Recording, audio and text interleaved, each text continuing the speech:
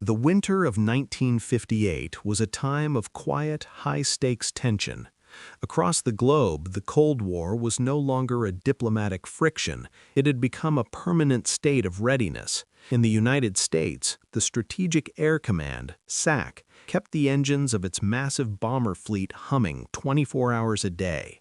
The philosophy was simple. If the Soviet Union decided to launch a first strike, they would find the sky already filled with American steel, ready to deliver a retaliatory blow before the first sirens even finished their wail. In the early hours of a cold February night, specifically the 5th of February, a B-47 Stratojet bomber prepared for departure from Homestead Air Force Base in Florida. To the ground crew, it was just another routine training mission. There were no grand briefings, no news cameras, and no sense of impending history. It was a simulated combat flight designed to test the endurance of the crew and the reliability of their systems during a simulated nuclear strike run over the southeastern United States. The Stratojet was the quintessential Cold War machine, a sleek, six-engine jet bomber built for speed and high-altitude penetration. It was the spearhead of the American nuclear deterrent. On this night, the crew, led by Major Howard Richardson, climbed into the pressurized cockpit, their breaths visible in the chilled air. They went through the grueling checklists that had become second nature, the rhythmic flickering of the instrument panel the only light in the darkness. They took off into the velvet blackness of the Florida sky, banking toward the north. Below them, the world was asleep, oblivious to the fact that high above, a machine of immense destructive power was tracing a path across the heavens. There was no combat expected, no enemy contact was predicted. It was supposed to be a night of numbers, coordinates, and clockwork precision. But in the fragile reality of flight, routine is a word that can be shattered in a heartbeat. By 2 a.m., the B-47 was cruising high above the coast of Georgia, near the sleepy marshes of Tybee Island. The mission was progressing exactly as planned. The crew was focused on their simulated target, their eyes adjusted to the dim red glow of the cockpit lights. Somewhere in the same sector, an F-86 Sabre jet was also in the air, participating in the same exercise as an interceptor. The exercise was designed to be realistic, simulating the chaotic environment of a real Soviet air defense zone. But realism carries risk. Due to a catastrophic failure in radar coordination or a momentary lapse in visual recognition during the night exercise, the two aircraft found themselves on a collision course. There was no time for evasive maneuvers, no time for radio warnings. Metal tore through metal with a sickening, grinding roar that vibrated through the very bones of the B-47 crew. The F-86's wing sliced into the bomber, shearing off parts of the jet's structure and sending the fighter spinning out of control. The cockpit of the B-47 was instantly flooded with a blinding array of warning lights. The aircraft groaned as its aerodynamics were fundamentally altered by the damage. The engines screamed, and the controls felt heavy and unresponsive. Major Richardson struggled with the stick, his knuckles white as he fought to keep the massive bomber from entering a terminal dive. They were still airborne, but they were crippled, and as the adrenaline surged through the crew, a cold, sickening realization eclipsed the fear of the crash itself. They weren't just flying a damaged plane, they were flying a damaged plane that was carrying the most dangerous cargo on Earth. Resting in the belly of the Stratojet was the Mark 15 Mod 0. It was a thermonuclear bomb, a weapon of staggering proportions, designed to level entire cities. This was not a conventional explosive, it was a multi-megaton device, a product of the frantic arms race that had defined the decade. At the time, the Mark 15 was one of the most powerful and sophisticated weapons in the U.S. arsenal, weighing approximately 7,600 pounds and measuring nearly 12 feet in length. The Air Force's official stance on such missions was that the weapons were unarmed, meaning the nuclear capsule, or the pit, had not been inserted into the firing mechanism. However, this terminology was often a matter of technicality. Even without the final trigger, the Mark 15 remained a live nuclear device. It contained a massive amount of conventional high explosives designed to compress the nuclear material, along with 400 pounds of uranium. The pilot, Major Richardson, now faced a choice that would haunt the annals of military history. He had a damaged aircraft that was losing altitude and struggling to maintain stability. He needed to make an emergency landing at the nearest viable airfield, Hunter Air Force Base near Savannah. But there was a problem. The B-47 was never designed to land with the weight of a Mark 15 bomb while suffering from structural damage. The risk of the landing gear collapsing upon impact or the shock of the touchdown detonating the conventional explosives within the bomb was catastrophically high. A conventional explosion of that magnitude in the middle of a populated military base would be a disaster of national proportions. And that was assuming the nuclear materials remained inert. Richardson looked out over the dark expanse of the Georgia coastline. To his left lay the lights of Savannah. Below him were the pitch-black waters of the Wassaw Sound. He had two options: attempt an emergency landing with the broken aircraft and risk a ground-level detonation, or release the bomb over American territory to lighten the load and save his crew. It was an impossible choice, a decision made in the blur of a crisis. With the lives of his crew and the residents of Savannah hanging in the balance, Richardson gave the order. The bomb bay doors slid open, and the Mark 15, a weapon meant for the end of the world, tumbled into the cold, dark waters of Georgia. When the Mark 15 hit the water, it didn't explode. There was no flash of light, no mushroom cloud, and no immediate sound of a conventional blast. It vanished into the silt and the murky currents of the Wassaw Sound, a 7,600-pound secret buried in the mud. Major Richardson, now flying a lightened and more stable aircraft, managed to bring the crippled B-47 down safely at Hunter Air Force Base. He was awarded the Distinguished Flying Cross for his actions, credited with saving his crew and avoiding a populated catastrophe. But the story was far from over. The Air Force immediately initiated an intensive search operation. For 10 weeks, Navy divers, sonar teams, and salvage ships combed the waters off Tybee Island. They used every piece of technology available in 1958, from primitive underwater metal detectors to manual dredging. They were looking for a needle in a haystack, except the needle was a thermonuclear weapon capable of obliterating the very coast they were searching. The conditions were treacherous. The Wassaw Sound is a labyrinth of shifting sandbars, deep silt, and visibility that rarely exceeds a few inches. After nearly 3 months of fruitlessly scouring the seabed, the military made a quiet, controversial decision. On April 16, 1958, the search was officially abandoned. The Air Force declared the bomb irretrievably lost. The official report stated that the bomb was buried under 5 to 15 feet of silt and that there was no danger of an accidental nuclear detonation.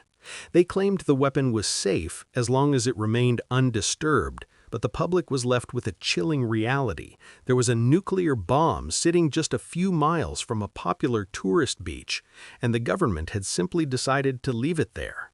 Inside the cockpit of the B-47, the environment was a chaotic symphony of mechanical distress.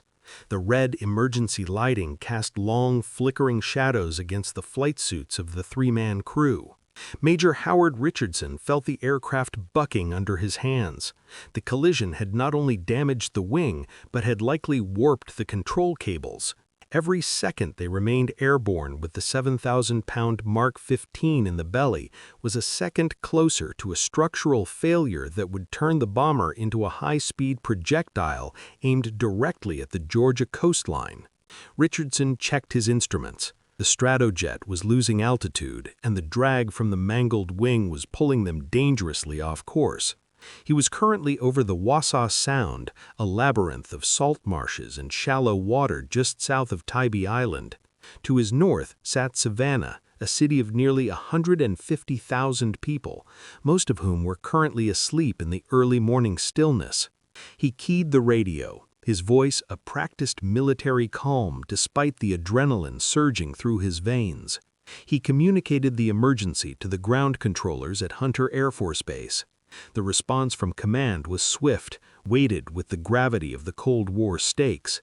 The aircraft could not be allowed to crash with the weapon on board, nor could it risk a landing that might trigger a conventional detonation of the bomb's high explosive lenses.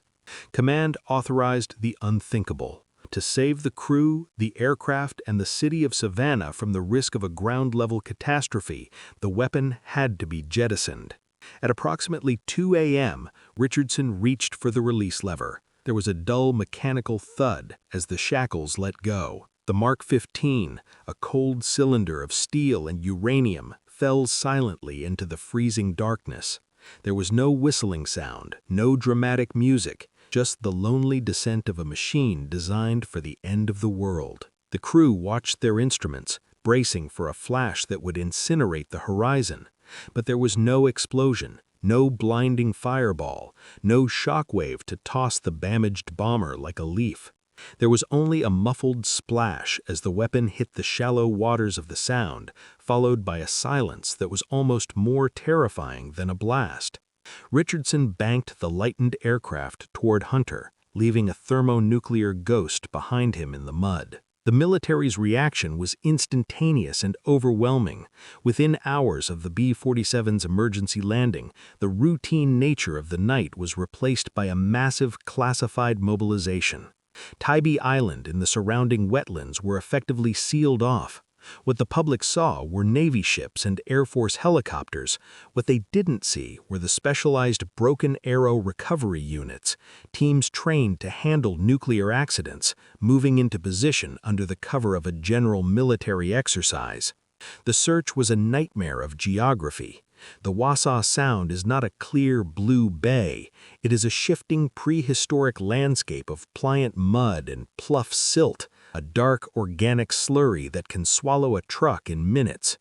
Divers from the Navy's elite units went into the water, but visibility was measured in inches. They were searching by touch, crawling through the freezing muck while the tide ripped around them.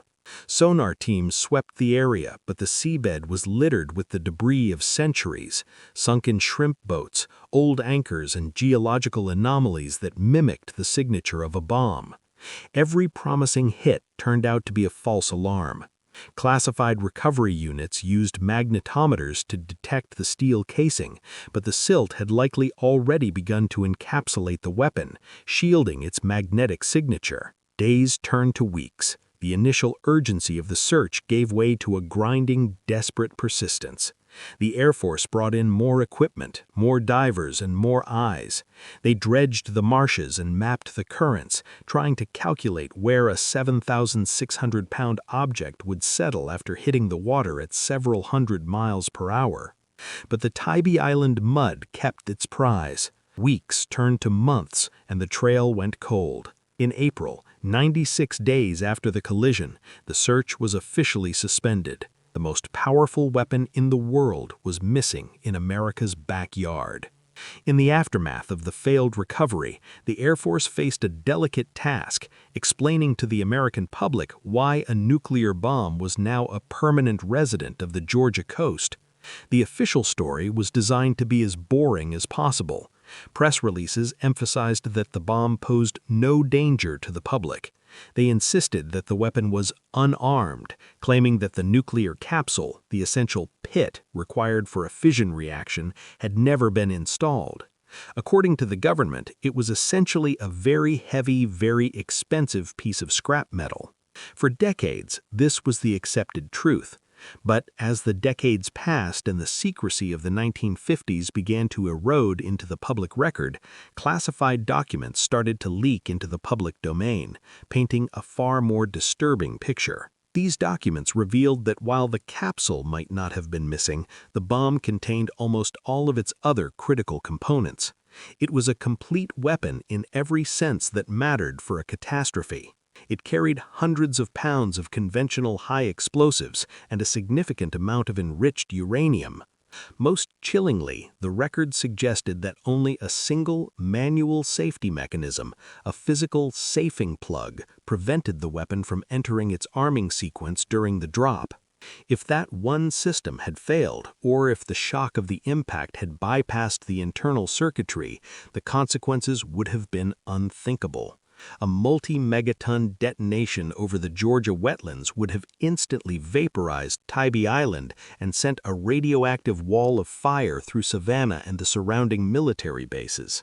The safe bomb was a hair's breadth away from becoming a historical tragedy that would have changed the course of the Cold War. Today, the Tybee bomb remains exactly where it fell. It is buried beneath decades of Atlantic silt, a silent monument to a night when the world's two greatest powers almost lost control of the fire they had created.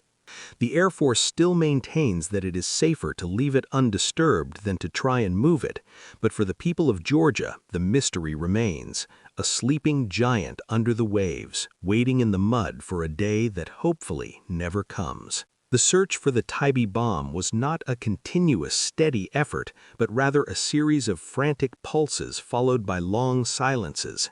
Throughout the spring of 1958, the waters of the Wassaw Sound were a hive of industrial activity.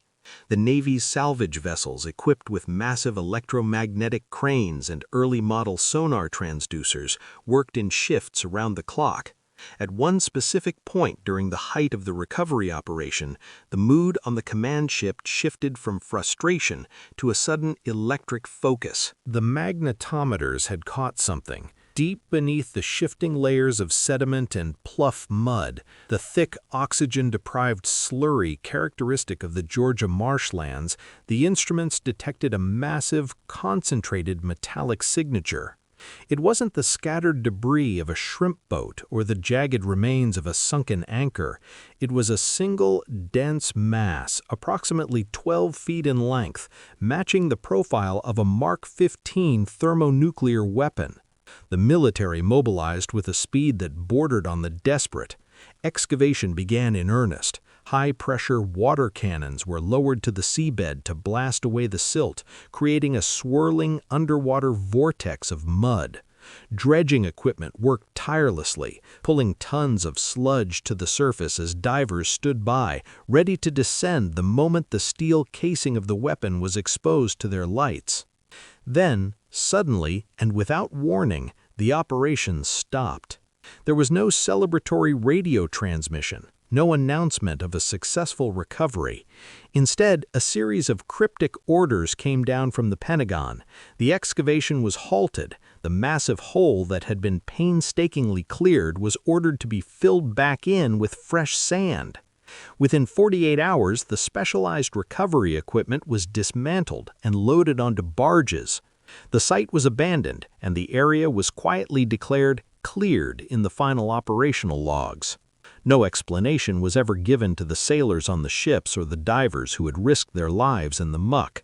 To the outside world, it looked like a failure, but to those who watched the hasty departure, it felt like the military had found exactly what they were looking for and realized that moving it was a risk they were no longer willing to take. In the decades that followed, the official narrative became a masterpiece of bureaucratic deflection. To this day, the U.S. Air Force officially admits to a Broken Arrow incident, but they maintain a paradoxical stance. The nuclear bomb was never recovered, yet it poses no significant threat to the people of Georgia. It is a mystery that has refused to settle into the silt of history. The locals, however, tell a different story. In the bait shops and marinas of Tybee Island, the bomb is more than a footnote in a Cold War ledger. It is a living presence. Longtime residents whisper about unexplained radiation spikes detected by amateur researchers using surplus Geiger counters in the 1990s.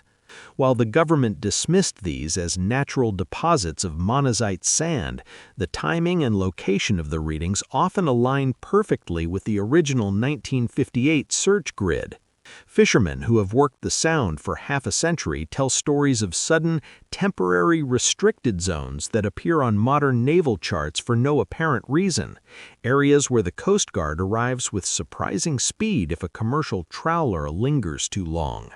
These dead zones are officially described as environmental protection areas or navigation hazards, but to the men who know every sandbar in the marsh, they make no sense. They are the invisible boundaries of a secret that the military would prefer to leave undisturbed.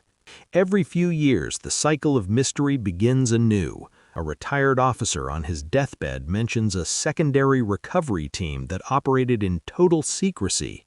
A Freedom of Information Act request yields a document with more black ink than text, raising more questions than answers. The Tybee bomb has become a nuclear ghost, a permanent part of the local folklore that bridges the gap between Cold War paranoia and modern skepticism. The reality of the Tybee Island incident is a sobering departure from the typical imagery of the Cold War. We often think of the nuclear threat as something that lived in the silos of the Great Plains, the missile tubes of distant submarines, or the bomb bays of aircraft flying over the Arctic Circle. We imagine the danger as something aimed at us from the outside. But somewhere beneath the mud and brackish water of Georgia, a multi-megaton thermonuclear weapon may still be resting, lost, unrecovered, and officially forgotten. It isn't sitting in enemy territory. It isn't at the bottom of the Mariana Trench or lost in the vastness of the mid-Atlantic. It is inside the United States itself, just a few miles from the playgrounds of Savannah and the vacation homes of the coast. It serves as a haunting reminder that the Cold War didn't always threaten America from across the ocean. The era of overkill and massive retaliation created its own internal dangers, accidents of physics, failures of coordination, and the terrifying reality of human error. Sometimes the danger was already home, carried in the bellies of our own defenders. The Tybee bomb remains a silent sentinel of a time when the world was one mechanical failure away from catastrophe. As the tides of the Atlantic wash over the Wassaw Sound twice a day, they carry with them the weight of a secret that the government hopes will remain buried forever. But as long as the bomb stays in the mud, it remains a broken arrow that can never be truly repaired, a ghost of the nuclear age that reminds us how easily we can lose control of the fire we spent billions to create.